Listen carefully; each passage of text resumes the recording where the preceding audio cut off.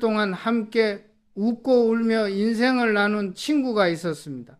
서로의 결혼식에도 부모의 장례식에도 기쁜 날과 힘든 날에도 늘 곁을 지켜주던 사이였죠. 그런데 어느 날 아무도 예상하지 못한 순간에 그 긴 인연이 끝났습니다. 단지 10,000원짜리 국밥 한 그릇 때문이었습니다. 나는 그 이야기를 들으며 오랫동안 생각에 잠겼습니다. 사람의 진심은 언제 드러나는가? 삼성을 경영하며 나는 수많은 관계를 경험했습니다. 수천 명의 임직원, 수백 명의 파트너, 그리고 평생 함께한 몇몇 친구들, 그 가운데 진정한 관계는 언제나 작은 순간에서 무너지고 작은 행동에서 살아났습니다. 밥값은 단순한 숫자가 아닙니다. 그건 상대를 어떻게 바라보는가, 그 사람의 마음의 온도를 측정하는 도구입니다. 심리학자들이 밥값은 감정의 거울이라고 말한 이유도 거기에 있습니다. 돈은 단지 계산의 도구지만 태도는 관계의 언어입니다. 그리고 밥값을 대하는 태도 속엔 그 사람이 세상을 대하는 철학이 숨어 있습니다. 한 번은 이런 이야기를 들었습니다. 30년 동안 모임을 이끌어온 한 여인이 있었습니다. 늘 먼저 지갑을 열었고 친구들은 언니는 통이 커 진짜 멋있다라며 박수를 보냈습니다. 그녀는 내가 좋아서 하는 거지라며 웃어 넘겼죠. 하지만 어느 날 새로 생긴 고급 한정식집 이야기가 나왔습니다. 여기 1인 5만 원이래. 누군가 말하자 친구들이 머뭇거렸습니다. 야, 너무 비싸. 이번엔 그냥 싼 데 가자. 그때 다른 친구가 농담처럼 던졌습니다. 괜찮잖아. 어차피 언니가 낼 거니까. 그 말 한마디에 그녀는 웃지 못했습니다. 그리고 그 순간 깨달았다고 했습니다. 내가 낸 밥값은 기억조차 되지 않았구나. 호의가 당연함이 되었구나. 나는 그 말을 들으며 회사에서 있었던 한 장면이 떠올랐습니다. 성과를 내기 위해 밤낮 없이 일하는 임직원들. 그들의 노력은 처음엔 모두가 고마워하지만 시간이 지나면 당연한 일이 됩니다. 감사의 말이 사라지고 인정이 줄어들면 조직은 냉각됩니다. 결국 사람은 돈이 아니라 감정의 온도로 움직입니다. 관계든 조직이든 그 온도가 사라지면 그 순간 이미 균열이 시작된 것입니다. 나는 오래전에 이런 말을 한 적이 있습니다. 작은 일에 진심을 잃으면 큰 일에서도 신뢰를 얻지 못한다. 그 여인은 이후로 달라졌습니다. 누군가 이번엔 내가 살게요라 말하면 웃으며 대답했습니다. 요즘엔 다 각자 내잖아. 우리도 그러자. 그 한마디로 모든 게 달라졌습니다. 돈이 줄었지만 마음의 상처는 더 이상 늘지 않았습니다. 내가 강조하고 싶은 것은 간단합니다. 관계에서 중요한 건 돈이 아니라 태도입니다. 돈을 낼 때도 받는 때도 그 속에 깃든 마음이 진심이라면 그 관계는 오래갑니다. 그러나 감사가 사라진 호의는 결국 부담이 되고 그 부담은 어느 날 아무렇지 않게 관계를 무너뜨립니다. 삼성을 이끌며 나는 수없이 많은 인간관계를 보았습니다. 돈으로 얽힌 관계는 대부분 짧았고 진심으로 이어진 관계는 평생을 갔습니다. 나는 그것을 관계의 투자 수익률이라고 불렀습니다. 돈을 투자하면 수익이 남지만 마음을 투자하면 신뢰가 남습니다. 그 여인의 이야기는 우리 모두에게 질문을 던집니다. 나는 지금 내 주변 사람들에게 어떤 마음으로 대하고 있는가? 무심코 던진 말 한마디, 가벼운 농담 하나가 누군가의 진심을 무너뜨릴 수도 있습니다. 진짜 품격은 돈을 얼마나 쓰느냐가 아니라 사람의 마음을 얼마나 귀하게 여기는가에서 시작됩니다. 나는 말하고 싶습니다. 밥값은 돈이 아니라 관계의 온도계입니다. 따뜻한 마음으로 계산하면 그 한 끼가 평생의 신뢰로 남습니다. 그러나 무심한 말 한 줄이면 30년의 인연도 하루아침에 무너질 수 있습니다. 우정이든 가족이든 동료든 받는 것보다 주는 마음을 기억하는 사람, 그 사람이 결국 곁에 오래 남습니다. 그리고 그것이 내가 평생 배운 사람의 법칙이었습니다. 나는 경영을 하며 정확함을 최고의 미덕이라 믿었습니다.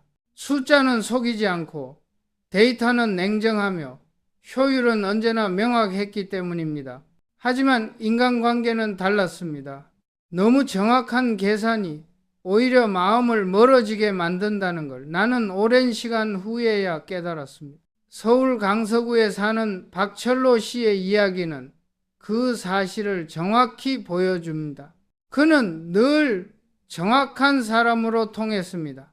밥을 먹어도 카페를 가도 계산은 항상 철저했습니다.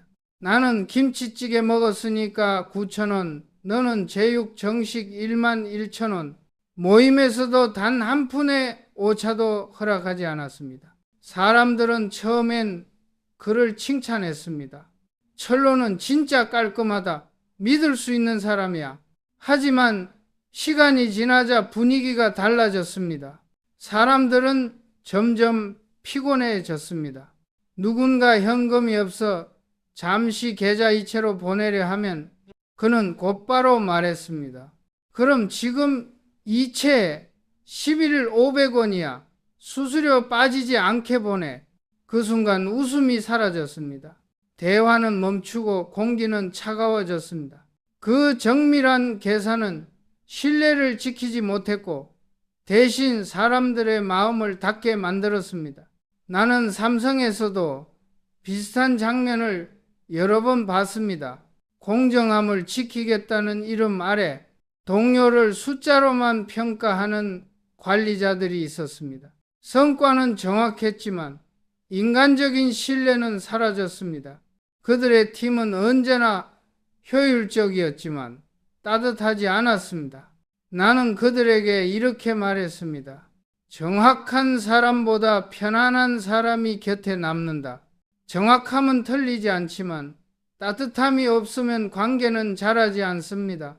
돈을 정확히 나누는 것보다 중요한 건 마음을 나누는 여유입니다.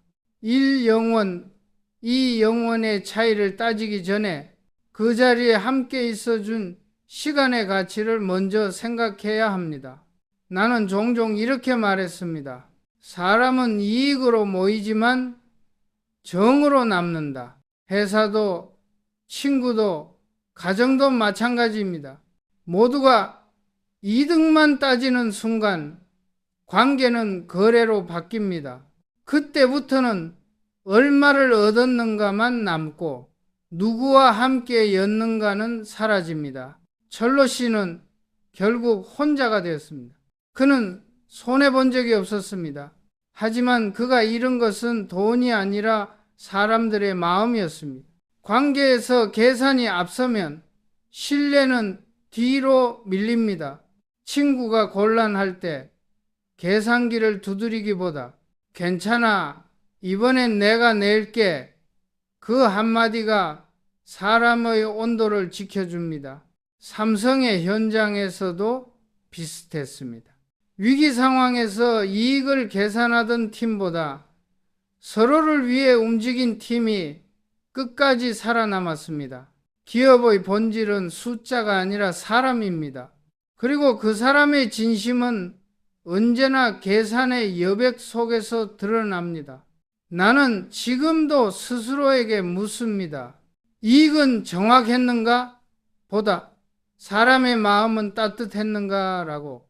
계산은 머리가 하지만 관계는 마음이 유지합니다. 그 마음을 잃은 순간 아무리 오랜 인연이라도 하루아침에 무너집니다. 그러니 나는 이렇게 말합니다. 정확함은 신뢰의 시작이지만 배려가 신뢰의 완성이다. 밥값을 나눌 때조차 계산보다 마음이 먼저 움직여야 한다. 그 한 끼의 여유가 평생의 인연을 지켜준다. 나는 사람을 볼 때 그가 받은 호의를 어떻게 대하는지를 유심히 관찰했습니다. 감사할 줄 아는 사람은 반드시 성장했고, 당연하게 여기는 사람은 결국 주변이 텅 비었습니다. 삼성을 일으키며 내가 가장 뼈저리게 배운 인간의 진실은 이것이었습니다. 당연함이 쌓이는 곳엔 진심이 사라진다. 박미선 씨의 이야기는 그 진실을 잘 보여줍니다. 25년 지기 친구와의 모임은 언제나 즐거웠습니다. 그러나 언젠가부터 미묘한 긴장감이 돌기 시작했습니다. 밥을 사는 순서, 돈이 오가는 방식, 그 모든 것이 보이지 않게 관계의 서열을 만들고 있었습니다. 그녀의 친구는 아무 말 없이 밥값을 계산하곤 했습니다. 처음엔 멋있어 보였고 고마웠습니다. 하지만 어느 날 그 친구가 웃으며 이렇게 말했습니다. 그날은 내가 샀잖아. 오늘은 너희가 알아서 해야지. 그 말은 농담 같았지만 미선 씨의 마음은 묘하게 흔들렸습니다. 그 순간 깨달았습니다. 이 관계는 이제 서로의 마음이 아니라 계산으로 움직이는구나. 그 후로 그녀는 그 친구와의 식사를 편히 즐길 수 없었습니다. 언제 또 그날은 내가 냈잖아 라는 말이 나올지 모른다는 불안함 때문이었죠. 심리학자들은 이런 현상을 상호성 조작, 즉 호의를 빌미로 한 감정 통제라 부릅니다. 겉보기엔 배려처럼 보이지만 그 속엔 미묘한 우월감이 숨어 있습니다. 돈을 내며 관계의 주도권을 쥐려는 태도, 그것이 반복되면 상대의 자존감은 서서히 깎여 나갑니다. 나는 이런 사람들을 기업에서도 자주 보았습니다. 지난번 프로젝트 때는 내가 다 처리했잖아요. 그 일은 내가 만들어 준 거죠. 이런 말은 공로를 주장하는 게 아니라 상대를 빚지게 만드는 장치입니다. 감사 대신 의무를 남기는 관계는 오래가지 않습니다. 한번 빚을 느끼게 되면 사람은 편하지 않습니다. 편하지 않은 관계는 결국 멀어집니다. 나는 경영 현장에서 이런 원칙을 세웠습니다. 공은 말하지 말고 마음만 남겨라. 진정한 배려는 기억을 요구하지 않는다.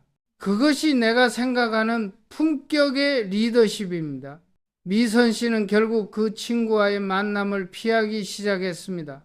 처음엔 일정이 겹친다고 했고 나중엔 답장을 늦췄습니다. 그렇게 시간이 지나자 두 사람은 자연스레 멀어졌습니다. 누가 잘못한 것도 없고 다툼도 없었습니다.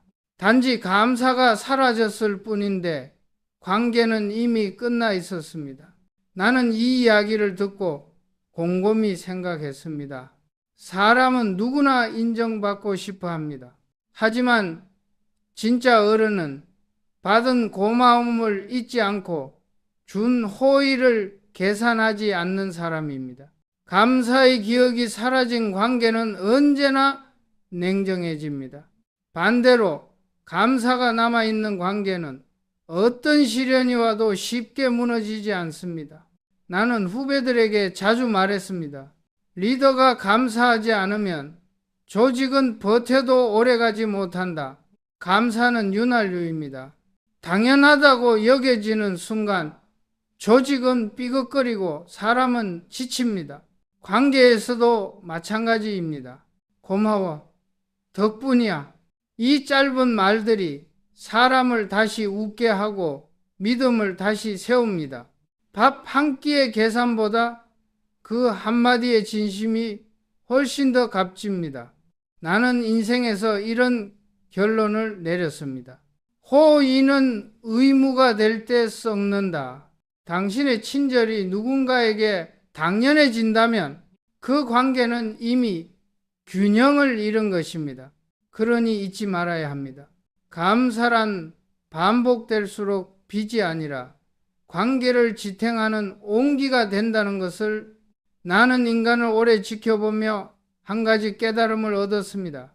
진심은 언제나 조용하지만 조종은 늘 배려의 얼굴을 하고 다가온다는 것입니다. 겉으론 괜찮아 내가 할게 라며 웃지만 그 미소 뒤에 숨은 의도는 종종 관계의 주도권입니다. 서울에서 한 중년 여성이 이런 말을 한 적이 있습니다. 그날은 내가 샀잖아. 이번엔 너희가 알아서 해야지. 그 말은 가벼운 농담처럼 들렸지만 듣는 사람의 마음엔 작은 균열이 생겼습니다. 밥을 산 사람은 우쭐해졌고 받은 사람은 빚을 진 듯 불편했습니다. 그날 이후 그 모임의 분위기는 조금씩 달라졌습니다. 누구도 먼저 계산하려 하지 않았고 식사 자리의 웃음은 점점 사라졌습니다. 나는 그 이야기를 듣고 곧바로 기업의 한 장면이 떠올랐습니다. 회의석상에서 어떤 임원이 이건 제가 이미 처리했습니다 라며 공을 드러내는 순간 그 자리에 앉은 다른 사람들의 표정이 굳는 것을 본 적이 있습니다. 공헌을 인정받기 위한 말이었지만 그 말 속에는 은근한 통제의 냄새가 배어 있었습니다. 배려의 형태를 한 조종, 나는 그걸 감정의 지배라고 불렀습니다. 심리학자들은 이런 관계를 상호성의 함정이라 말합니다. 호의는 나눔이지만 반복되면 지배가 되기도 합니다. 돈을 내며 마음을 얻으려는 사람, 도움을 주며 우위를 점하려는 사람, 이들은 스스로를 배려 깊은 사람이라 착각합니다. 하지만 실은 관계의 균형을 자신에게 유리하게 만드는 이들입니다. 나는 기업에서도 개인 관계에서도 이 법칙이 정확히 같다고 생각합니다. 지배는 권력으로만 이루어지지 않는다. 감정으로도 가능하다. 밥값 하나, 인사 한마디, 그 사소한 행동 속에도 인간은 상대를 조종하려는 본능을 드러냅니다. 그리고 그것을 배려로 포장합니다. 진짜 배려는 계산이 없습니다. 내가 도와줬다는 사실을 기억조차 하지 않는 마음, 그것이 진심입니다. 그러나 많은 사람들은 도움이라는 행위를 통해 상대에게 빚의 감정을 심어 놓습니다. 그 빚은 시간이 지나면 부담이 되고 부담은 결국 관계의 문을 닫게 만듭니다. 나는 이건희로서 수많은 인재를 보았습니다. 정말 뛰어난 사람일수록 자신의 공을 드러내지 않는다. 그들은 결과보다 과정을, 이익보다 신뢰를 중시했습니다. 반면 자신의 선행을 강조하는 사람은 결국 조직에서 신뢰를 잃었습니다. 도움을 준 이유가 진심이 아니라 계산이었기 때문입니다. 한 번은 이런 말을 한 적이 있습니다. 배려는 표시하지 않을 때 가장 깊다. 표시하는 순간 그것은 거래가 된다. 나는 이 말을 평생의 철칙으로 삼았습니다. 박미선 씨처럼 그 친구의 그날은 내가 샀잖아 라는 말 한 줄에 마음이 흔들린 사람은 많습니다. 우리 대부분은 받은 호의를 갚아야 한다는 압박 속에 살아갑니다. 하지만 진정한 관계는 빚지지 않아도 되는 관계입니다. 서로가 편안하게 주고받을 수 있는 관계, 그것이 오래가는 신뢰의 토대입니다. 나는 기업을 이끌며 늘 사람들에게 말했습니다. 공을 말하지 말고 감사를 남겨라. 조직이든 개인이든 배려를 무기로 쓰는 순간 이미 관계는 병들기 시작합니다.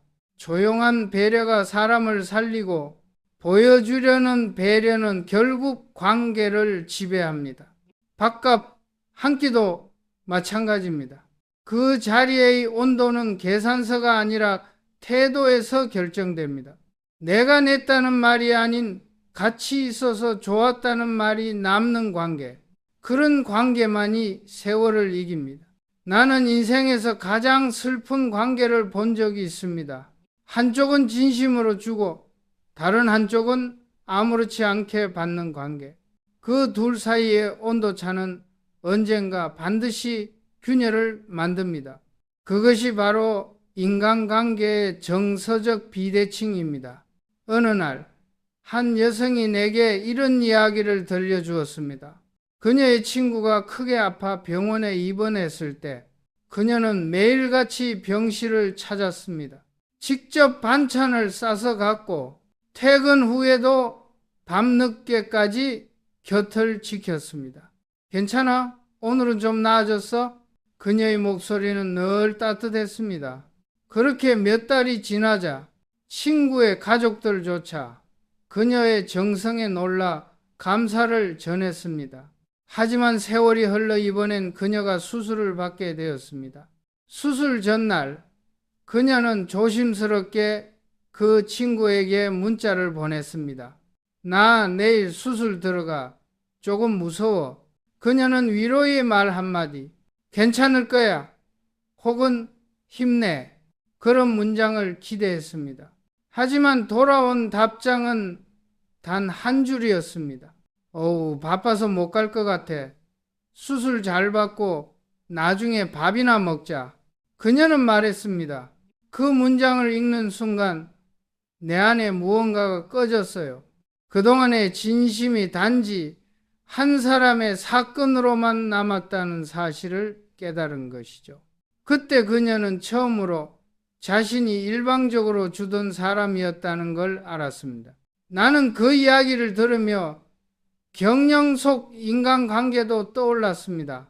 조직 안에는 늘 두 부류의 사람이 있습니다.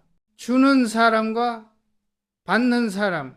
주는 사람은 헌신으로 회사를 움직이지만 받는 사람은 그 헌신을 의무로 착각합니다. 그 사람은 원래 그렇게 하는 사람이잖아. 이 한 문장이 바로 관계를 무너뜨리는 시작입니다. 심리학자들은 말합니다. 정서적 불균형이 계속되면은 한쪽은 소진되고 다른 쪽은 둔감해진다고. 한 사람은 진심을 쏟아내며 점점 지치고 다른 사람은 그 노력을 점점 덜 느끼게 됩니다. 결국 둘 사이에는 눈에 보이지 않는 벽이 세워집니다. 그 벽은 소리 없이 자라지만 어느 날 문득 완전히 막혀 있습니다. 나는 늘 이런 말을 했습니다. 주고받음의 균형이 깨진 곳에는 신뢰가 자라지 않는다. 기업도 가족도 우정도 마찬가지입니다. 관계의 수명은 기간이 아니라 균형에 달려 있습니다. 받기만 하는 사람은 결국 그 온도를 알지 못합니다. 주는 사람은 그 온도를 기억하지만 더 이상 데우지 않습니다. 그 순간 따뜻했던 관계는 차갑게 식습니다. 그 여인은 결국 그 친구와의 인연을 끊었습니다. 연락을 기다리지 않았고 초대가 와도 가지 않았습니다. 그녀는 말했습니다. 이젠 그 사람을 미워하지 않아요. 다만 내 마음을 지키고 싶을 뿐이에요. 나는 그 말이 참 깊게 와 닿았습니다. 사람은 언제나 주고받는 존재입니다. 그러나 그 균형이 무너질 때 관계는 반드시 한쪽을 희생시킵니다. 그래서 나는 후배들에게 이렇게 말했습니다. 관계는 오래 유지하는 것이 아니라 온도를 맞추는 것이다. 서로의 마음이 같은 속도로 움직일 때 그 관계는 편안합니다. 한쪽이 너무 빠르거나 너무 뜨거우면 결국 번아웃이 옵니다. 사람 사이의 온도는 섬세한 조율이 필요합니다. 우리가 평생 붙잡아야 할 것은 시간이 아니라 온도입니다. 밥값이 얼마냐보다 그 밥을 함께 나누는 진심의 온도가 얼마냐가 중요합니다. 그리고 그 온도는 주는 사람과 받는 사람의 균형 위에서만 유지됩니다. 나는 사람과 사람 사이에는 언제나 보이지 않는 거래가 존재한다고 생각한다. 돈이 오가지 않아도 마음이 오가면 이미 교환이 시작된 것이다. 그 교환이 진심이면 관계가 되고 계산이면 계약이 된다. 그리고 많은 관계가 무너지는 이유는 바로 그 경계가 흐려지기 때문이다. 젊은 시절 나는 거래 없는 관계를 꿈꾸었다. 그러나 세월이 흘러보니 그런 관계는 거의 없었다. 누군가는 인정받고 싶어서 주고 누군가는 미안해서 받는다. 모두 이유가 있다. 그 자체가 인간이다. 하지만 문제는 그 교환이 이익의 중심으로 기울기 시작할 때다. 그때부터 관계는 신뢰가 아니라 계산표 위에 놓인다. 회사에서도 친구 사이에서도 나는 똑같은 현상을 봤다. 한쪽은 나는 이렇게 해줬는데라 생각하고 다른 쪽은 그건 네가 좋아서 한 거잖아 라며 가볍게 넘긴다. 이 작은 시각차가 쌓이면 결국 감정의 장부가 틀어진다. 그리고 사람들은 말한다. 내가 손해본 것 같아. 나는 오래전에 이런 말을 남겼다. 손해를 감수할 수 없는 관계는 오래가지 않는다. 관계는 결국 비합리의 여백 속에서 자란다. 서로가 조금 손해보고 조금 더 배려하며 유지되는 것. 그게 사람의 인연이다. 그런데 요즘은 사람들 사이에 이익의 논리가 너무 깊게 스며들었다. 심지어 밥값조차 공평하게 나누자는 말 속에 보이지 않는 피로감이 깃들어 있다. 나는 그걸 정서의 자본주의라 부른다. 사람들이 감정마저도 투자하고 회수하려 드는 시대. 내가 이만큼 했으니 너도 그만큼 해줘야 해.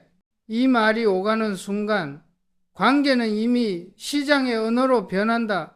거래는 명확하지만 마음은 점점 사라진다. 한 번은 어느 임원이 내게 이런 말을 했다. 회장님, 저는 사람들에게 늘 공평하게 대하려 합니다. 나는 잠시 생각하다가 조용히 대답했다. 공평함이 아니라 온도를 맞추세요. 공평은 숫자로 계산하지만 온도는 마음으로 느낀다. 사람은 언제나 공평보다 따뜻함을 기억한다. 인간관계에서 진정한 공평함이란 모든 걸 똑같이 나누는 것이 아니라 서로의 사정을 이해하고 그만큼 배려해 주는 것이다. 상대가 힘들다면 조금 더 내주고 내가 어렵다면 조금 받는 것. 이 불균형 속에서 신뢰는 자란다. 나는 종종 생각한다. 우리의 관계가 자꾸 힘들어지는 이유는 서로의 마음을 계산하기 시작했기 때문이라고. 사람의 감정엔 원래 장부가 없어야 한다. 그런데 현대의 인간들은 마음속에 보이지 않는 회계장부를 만들어 놓았다. 지난번엔 내가 냈으니까 이번엔 너. 그땐 내가 더 신경 썼으니 이번엔 네가 해야지. 이런 문장이 늘어날수록 관계의 온도는 떨어진다. 나는 후배들에게 자주 말했다. 관계는 투자 대상이 아니라 존재 방식이다. 사람을 통해 이익을 얻으려는 순간 그 관계는 반드시 한쪽을 상처 입힌다. 주고 받음이 아니라 함께 있음이 중요하다. 진짜 인연은 균형 맞춘 장부가 아니라 기억된 온기로 남는 법이다. 그래서 나는 이렇게 결론 내렸다. 거래로 쌓은 관계는 계약이 끝나면 사라지지만 진심으로 쌓은 관계는 인생이 끝나도 남는다. 이것이 내가 배운 인간의 법칙이다. 나는 인생에서 오랫동안 숫자와 싸워온 사람이었다. 매출, 이익, 점유율, 시장가치, 이 모든 것은 나를 지탱해 준 언어이자 동시에 나를 지치게 만든 족쇄였다. 하지만 나이가 들수록 깨달았다. 사람의 마음은 숫자로는 셀 수 없다는 것을. 관계는 계산이 아니라 감정으로 유지된다. 회사에서도 마찬가지였다. 모든 걸 수치로 평가하던 시절이 있었다. 성과가 높은 사람에게는 보상을 주고 낮은 사람에게는 냉정한 평가를 내렸다. 그건 시스템으로는 완벽했지만 조직은 점점 차가워졌다. 사람들이 내 눈치를 보기 시작했고 서로를 경쟁자로만 여겼다. 그때 나는 알았다. 정확한 계산이 회사를 강하게 만들지는 않는다는 것을. 회사를 움직이는 것은 숫자가 아니라 서로를 향한 온기였다. 나는 어느 날부터 결심했다. 이익보다 신뢰가 먼저다. 그때부터 직원들에게 말하곤 했다. 이익은 숫자로 오지만 신뢰는 마음으로 쌓인다. 밥 한 끼를 나눌 때조차 계산보다 마음이 앞서야 한다. 그 한 끼가 단순한 식사가 아니라 관계를 이어주는 다리이기 때문이다. 나는 이런 장면을 수없이 봤다. 어떤 사람은 계산서를 붙잡고 1영원을 더 내겠다고 고집했다. 하지만 다른 사람은 미소를 지으며 괜찮아요, 다음에 하세요 라고 말했다. 시간이 흘러도 사람들이 기억하는 건 금액이 아니라 그 따뜻한 말 한마디였다. 이 세상엔 정확한 사람보다 편안한 사람이 더 귀하다. 사람은 완벽해서가 아니라 따뜻해서 곁에 남는다. 정확함은 순간을 지키지만 따뜻함은 시간을 지킨다. 내가 만난 훌륭한 리더들은 모두 마음이 먼저 움직이는 사람들이었다. 그들은 계산기를 꺼내지 않았다. 대신 상대의 표정을 먼저 읽었다. 오늘은 힘들어 보이네. 밥 먹었어? 이 한마디가 신뢰를 만들고 신뢰가 조직을 살렸다. 관계란 본래 불완전하다. 서로 다르고 생각도 어긋난다. 그래서 때로는 손해를 감수해야 하고 때로는 참아야 한다. 하지만 그 불완전함을 견디게 하는 힘이 바로 마음의 여유다. 그 여유가 없는 사람은 늘 따진다. 이번엔 내가 냈으니 다음엔 네가 내. 이 말 속에는 마음보다 계산이 먼저 움직이고 있다. 나는 후배들에게 자주 이렇게 말했다. 계산이 빠른 사람은 돈을 모을 수 있지만 사람을 잃는다. 세상에서 가장 오래가는 부는 돈이 아니라 신뢰다. 신뢰는 계산으로 쌓이지 않는다. 그건 오직 진심으로만 얻을 수 있는 자산이다. 밥값 하나를 나누는 순간에도 마음을 먼저 내는 사람이 있다. 그는 작은 손해를 보지만 그 손해는 결국 사람이라는 이익으로 돌아온다. 나는 그것을 인간의 복리라고 불렀다. 한번 베푼 진심이 다시 사람을 부르고 그 사람이 또 다른 마음으로 되돌려 주는 것. 그 순환이 반복될 때 관계는 깊어지고 인생은 단단해진다. 결국 관계를 지키는 힘은 머리가 아니라 마음이다. 냉정함으로는 계산을 맞출 수 있지만 따뜻함으로만 관계를 맞출 수 있다. 나는 평생 기업의 세계에서 싸워왔지만 마지막에 남은 진실은 단 하나였다. 계산보다 마음이 먼저일 때 그 관계는 어떤 위기에도 무너지지 않는다. 나는 인생을 돌이켜볼 때 언제나 한 가지 질문을 스스로에게 던진다. 사람들이 나를 떠올릴 때 어떤 온도로 기억할까? 그 질문은 단순히 명예나 성과의 문제가 아니다. 그건 기억 속에서 남아있는 따뜻함의 온도, 즉 내가 남긴 인간의 흔적에 대한 물음이었다. 삼성을 경영하며 수많은 사람을 만났다. 능력 있는 사람, 냉정한 사람, 화려한 사람도 많았지만 시간이 지나도 마음속에 남은 사람은 늘 같았다. 계산보다 마음이 먼저였던 사람, 자신의 이익보다 관계의 온도를 지키던 사람이었다. 그들은 한결같이 따뜻했다. 나는 그런 사람들을 기억한다. 비 오는 날 우산을 나눠주던 직원, 야근하는 동료에게 조용히 커피를 올려놓던 사람. 그들은 거창한 업적을 남기지 않았다. 하지만 그들의 이름은 내 기억 속에서 오래 남았다. 왜냐하면 그들이 남긴 건 성과가 아니라 온기였기 때문이다. 한 번은 이런 일이 있었다. 한 간부가 퇴직을 앞두고 내게 이렇게 말했다.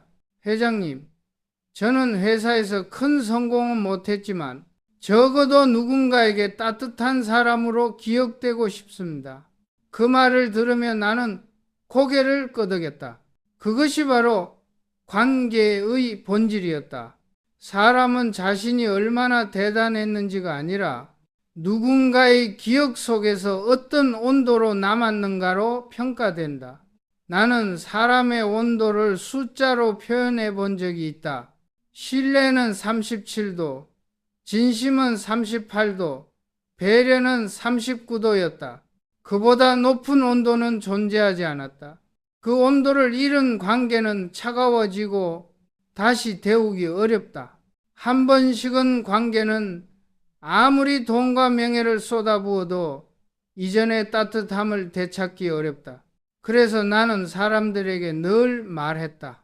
관계는 유지하는 게 아니라 기억으로 남는 것이다. 당신이 떠난 후에도 누군가의 마음에 따뜻하게 남는다면 그 관계는 이미 완성된 것이다. 삼성의 역사도 마찬가지였다. 제품이나 기술보다 더 오래 남은 건 사람들이 기억한 정신과 태도였다. 그 사람은 냉정했지만 언제나 공정했다. 그는 조용했지만 늘 따뜻했다. 이런 말 한마디가 결국 그 사람의 유산이다.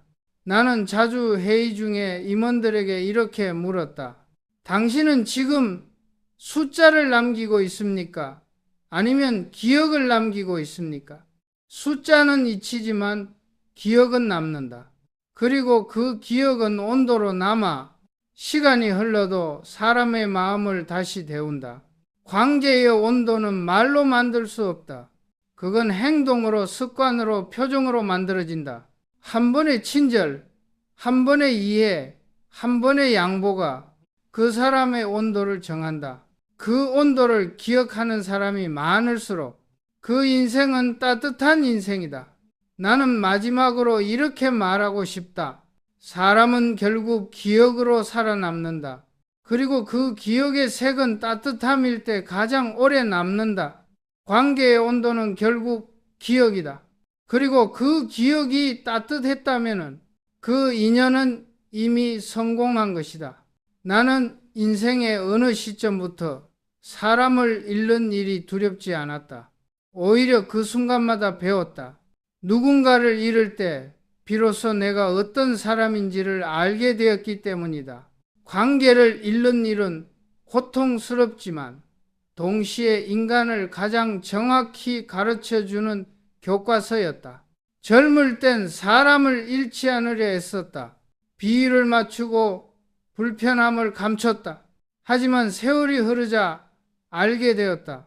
억지로 이어진 관계는 결국 스스로를 잃는 일이라는 것을, 관계를 지키려는 마음이 어느새 나 자신을 갉아먹고 있었다.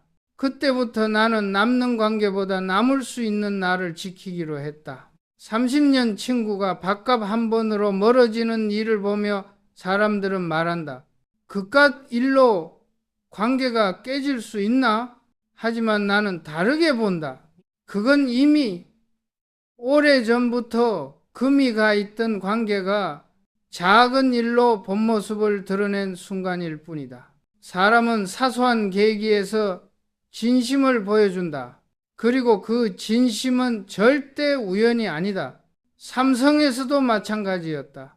위기 때 진짜 인재와 가짜 인재가 갈린다. 좋을 때 곁에 있던 사람은 많지만 어려울 때 남는 사람은 손에 꼽는다. 그 몇 명이 회사를 지탱했고 그 몇 명이 평생의 신뢰를 남겼다. 나는 그들을 진심의 사람이라 불렀다. 관계를 잃는 일은 나를 외롭게 만들지만 동시에 가볍게 만든다. 정리된 관계는 때로 새로운 신뢰의 공간을 만든다. 비워야 채워진다는 말처럼 떠난 사람의 자리는 결국 내 안의 균형을 되찾게 한다. 좋은 관계란 잃지 않는 것이 아니라 이럴 수 있는 용기를 갖는 것이다. 나는 한 번도 끝난 관계를 후회하지 않았다. 그 대신 그 관계가 내게 남긴 가르침을 오래 곱씹었다. 아, 나는 저런 말에 상처받는 사람이구나. 나는 이런 상황에서 침묵해야 했구나. 이 깨달음들은 결국 내 인간관계의 방향을 바꿔주었다. 사람은 누구나 떠나지만 배움은 남는다. 그 배움을 놓치면 같은 사람을 다른 얼굴로 또 만나게 된다. 그래서 나는 후배들에게 이렇게 말했다. 사람을 잃었을 땐 슬퍼하지 말고 배워라. 왜 떠났는지, 왜 멀어졌는지 이해하면 그 다음 관계는 더 단단해진다. 나는 기업을 이끌며 수없이 많은 관계의 끝을 보았다. 퇴사하는 직원, 떠나는 동료, 멀어지는 친구, 그런 이별의 장면들 속에서 공통된 진실을 봤다. 진심이 있었던 관계는 깔끔히 끝났고 이익으로 묶였던 관계는 항상 뒤끝이 남았다. 진심은 관계의 문을 닫아도 따뜻하게 남지만 이익은 문을 닫는 순간 차갑게 얼어붙는다. 나는 오늘도 스스로에게 묻는다. 나는 어떤 관계를 남겼는가? 만약 누군가가 나를 떠올릴 때 서운함보다 따뜻함이 먼저 스친다면 그건 이미 성공한 인연이다. 결국 우리는 사람을 통해 성장하고 이별을 통해 성숙한다. 이런 관계는 실패가 아니라 인생의 정리다. 그 정리 속에서 우리는 진짜 남을 사람을 알아보고 무엇보다 스스로의 마음을 정돈하게 된다. 나는 평생 경영의 세계 속에서 살아왔다. 수많은 숫자, 끝없는 회의, 치열한 경쟁 속에서 사람의 본심을 가장 뚜렷하게 본 순간은 언제나 밥상 위였다. 밥값을 대하는 태도, 계산서를 바라보는 눈빛, 그 사소한 행동 속에 그 사람의 인격이 숨어 있었다. 밥값은 단순한 돈이 아니다. 그건 관계의 철학이다. 주는 법을 아는 사람은 존중을 배우고 받는 법을 아는 사람은 감사함을 배운다. 그 두 가지가 조화를 이룰 때 비로소 관계는 오래간다. 삼성을 세우며 나는 인간관계의 핵심이 곧 경영의 본질임을 알았다. 조직은 결국 사람으로 이루어지고 사람을 움직이는 힘은 돈도 명령도 아닌 마음의 온도다. 밥값 하나에도 예의를 지키는 사람이 거대한 기업에서도 신뢰를 지킬 수 있었다. 작은 행동 하나가 그 사람의 인생을 말해준다. 나는 여러 번 이런 장면을 목격했다. 회의가 끝난 뒤 누군가는 이번엔 제가 사겠습니다 라며 조용히 계산서를 챙겼다. 그리고 그는 단 한 번도 그 일을 자랑하지 않았다. 그런 사람이 결국 신뢰를 얻고 조직을 이끌었다. 왜냐하면 그는 계산보다 배려의 타이밍을 알았기 때문이다. 나는 인간관계를 이렇게 정의한다. 관계는 마음의 균형이자 감사의 반복이다. 감사가 사라진 관계는 오래가지 않는다. 받기만 하는 사람은 결국 온도를 잃고 주기만 하는 사람은 결국 지쳐버린다. 그래서 나는 항상 스스로에게 물었다. 나는 지금 주는 사람인가 받는 사람인가? 그 질문을 놓치지 않는 것이 인생의 품격을 지키는 일이다. 사람들은 종종 나에게 성공의 비결을 물었다. 나는 언제나 같은 대답을 했다. 성공은 숫자로 완성되지 않는다. 관계로 완성된다. 그 관계를 이루는 단위가 바로 밥값이다. 작은 돈이지만 그 속엔 진심이 담겨 있다. 그 진심이 반복될 때 사람은 신뢰를 얻고 조직은 존경을 얻는다. 나는 말하고 싶다. 밥을 사는 일이 중요한 게 아니다. 그 자리에 함께 있는 마음이 중요하다. 밥값을 계산할 땐 금액보다 그 사람의 하루를 이해하려는 마음으로 임해야 한다. 그때 그 밥은 단순한 식사가 아니라 관계의 계약서가 된다. 우리가 살아가며 마주하는 모든 관계는 결국 한 끼의 밥값처럼 작고 평범하다. 그러나 그 사소한 순간에 진심이 담기면 그건 인생의 철학이 된다. 인간의 품격은 큰 무대가 아니라 작은 식탁에서 증명된다. 나는 지금도 기억한다. 한 번은 직원과 함께 밥을 먹은 뒤 그가 계산서를 내밀며 이렇게 말했다. 회장님, 오늘은 제가 대접하고 싶습니다. 나는 그날의 맛보다 그 마음이 더 따뜻하게 남았다. 그때 나는 확신했다. 신뢰란 결국 마음을 먼저 내는 용기에서 시작된다. 이제 나는 말할 수 있다. 밥값의 철학은 단순한 예절이 아니라 인생을 살아가는 방식이다. 받을 때 감사하고 줄 때 겸손하며 당연함 대신 고마움을 남기는 사람. 그가 결국 인생의 승자다. 돈으로 시작된 인연은 돈이 끊으면 끝나지만 마음으로 시작된 인연은 시간이 흘러도 남는다. 밥값은 돈의 단위가 아니라 인간의 진심을 재는 단위다. 그걸 이해하는 사람만이 끝까지 존중받는 인생을